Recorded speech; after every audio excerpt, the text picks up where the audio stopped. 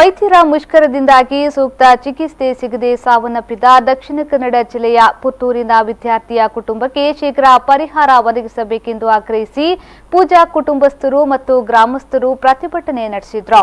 Puttur mini ವಿಧಾನಸೌಧದ ಮುಂದೆ ಪೂಜಾ ಶವವನ್ನ ಇಟ್ಟು ಪ್ರತಿಭಟನೆ ನಡೆಸಿದ ಮನೆ ಮಂದಿ ಕೂಡಲೇ ಸರ್ಕಾರ ಮಧ್ಯಪ್ರವೇಶಿಸಿ ವೈದ್ಯರ ಬಿಕ್ಕಟ್ಟನ್ನು ನಿವಾರಿಸಬೇಕು ಎಂದರು. ವೈದ್ಯರ ಮುಷ್ಕರದಿಂದ ಬಡ ಕುಟುಂಬಗಳನ್ನು ಕಂಗಾಲಾಗುವಂತಹ ಸ್ಥಿತಿ ನಿರ್ಮಾಣಗೊಂಡಿದ್ದು, ಬಾಳಿ ಬದುಕಬೇಕಿದ್ದ ಪೂಜಾ ಇಂದು ಶವವಾಗುವ ಸ್ಥಿತಿಗೆ ಸರ್ಕಾರವೇ ಹೊಣೆಯೆಂದು ಪ್ರತಿಭಟನಾಕಾರರು ಆರೋಪಿಸಿದರು.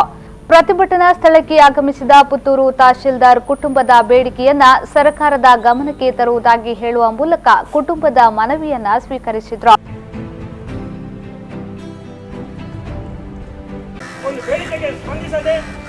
ವೈದ್ಯರು ಡಯಾಲಿಸಿಸ್ ಅನ್ನು ಮಾಡುತ್ತಾ ಹೋದ ಮಂಗಳವಾರ ಈ ಹುಡುಗಿಗೆ ಬೆಳಿಗ್ಗೆ 6:30ಕ್ಕೆ ಇದೇ ಸರ್ಕಾರಿ ಆಸ್ಪತ್ರೆಯಲ್ಲಿ